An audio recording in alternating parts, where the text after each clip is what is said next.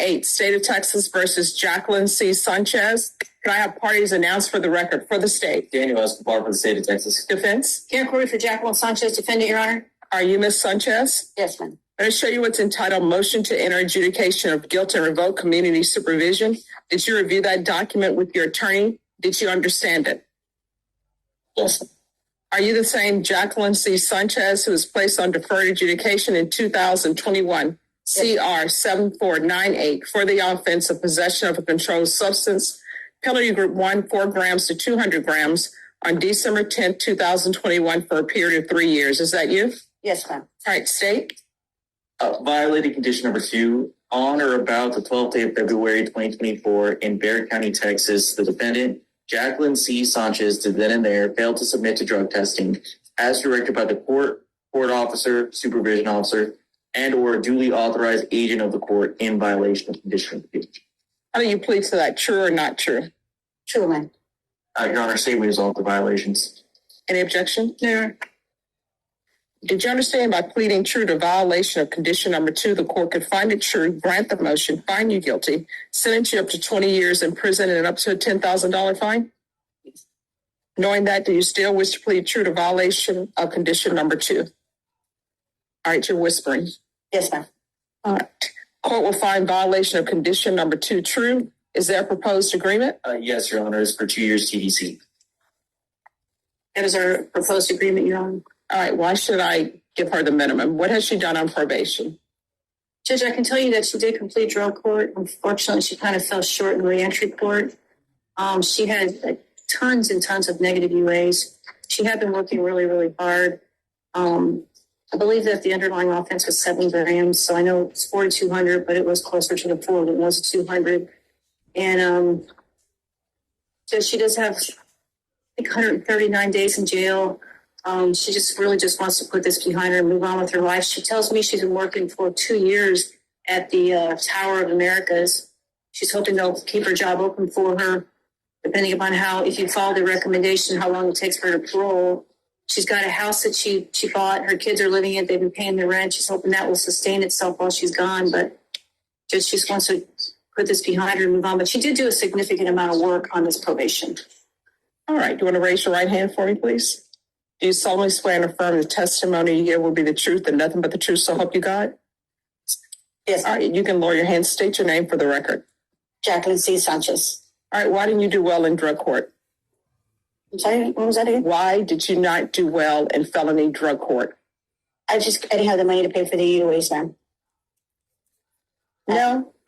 Felony drug court usually will not remove you from their program because you can't pay UAs. Are you telling the court that you were removed from felony drug court because you couldn't pay for the UA? And I had a relapse. I had drank 4 beers, ma'am. Just she actually graduated from drug court, I believe. And then she went to the reentry. So I think she completed drug court. So I don't think she had a problem doing drug court. I think it's when she got out. So here's my question. Why did they remove you from their reentry program? Because I drank 4 beers, ma'am, on the 23rd. No, usually it's more than that because felony drug court usually understands relapses. Am I wrong in that? Do they not understand that you had a relapse? They usually do, ma'am, but this time they felt like I played them. What do you mean by they felt like you played them? They felt like I was lying. I lied to them. Okay. All right. Probation? Judge, the note that was received from drug court. Well, just 1 second. Any objections? Not, I should follow this agreement?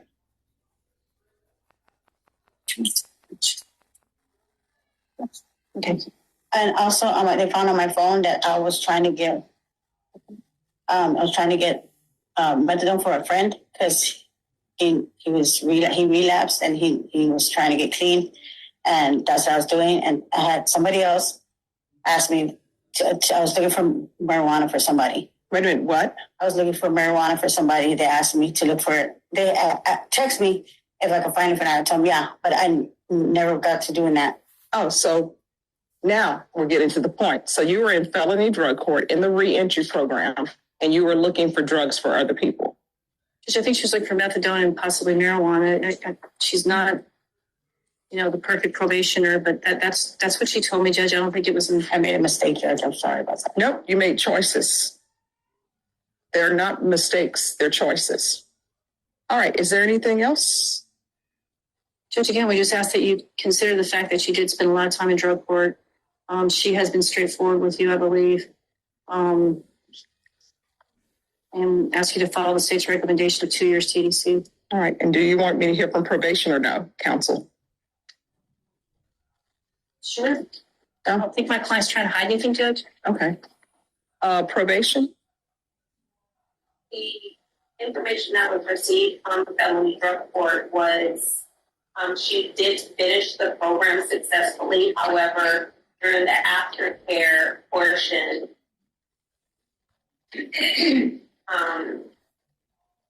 there were UA tests with positive ETG results, and a phone search was conducted and text messages revealed that he was communicating with negative contacts and negotiating to sell illegal drugs. Okay. I did reach out to felony drug court to see if they would be willing to for that, and it just was there not. All right, so this is what the court is going to do. As previously stated, the court is finding violation of condition number 6 true. So take us in. I'm sorry, number 2 true. Yes. Thank you. The violation of condition number 2, the court is finding that to be true. There's a $1,000 fine. Time and money were run concurrent. Was the $57 ever paid for the laboratory testing? Do you know if you ever paid that? Drug court? Was it to drug court? Okay. No, I haven't taken it. Okay. There should be $57 restitution to SAPD for laboratory testing.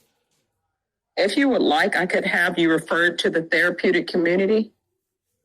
It doesn't increase your time at the prison. It's just something to hopefully help you maintain your sobriety.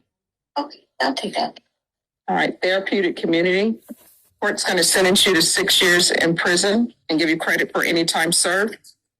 Going to show you what's entitled trial court certification of defendant's rights to appeal. Did you review that with your attorney? Did you understand it?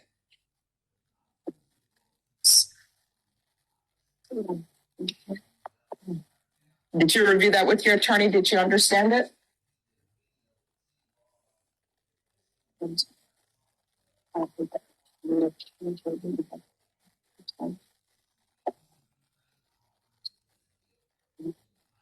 Did you review that document with your attorney? Did you understand it? I'm just explaining it to me right now. Okay. I explained to you. So you have it under the back. You understand? All right. Did you review that document with your attorney? Did you understand it? Yes. All right. Because I did not follow your proposed agreement with regards to sentencing. You do have a limited right to appeal. That right to appeal is as it relates to the allegations in the motion, not the fact that you are on deferred adjudication. Because this is a felony conviction, you're not allowed to own or possess any weapons or ammunition. If you have a question over what a weapon or ammunition is, you'll need to speak to an attorney. Do you understand? Yes. All right, we can go off the record. Good luck to you.